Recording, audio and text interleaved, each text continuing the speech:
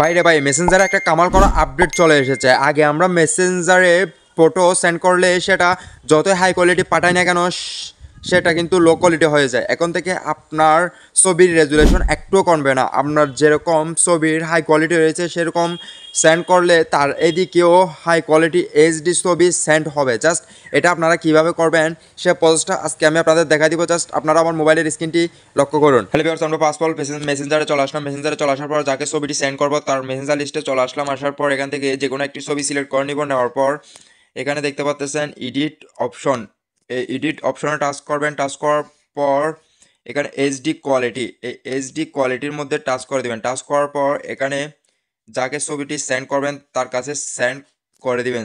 Send করে দেওয়ার পর দেখতে পাচ্ছেন এখানে এইচডিটা চলে আসছে, মানে তার সেদিকে এই ছবিটা আমার এদিকে যেরকম রেজুলেশনের ছিল সেরকম রেজুলেশনের ছবিটা ওর এদিকেও সেম রেজুলেশনের ছবিটি যাবে।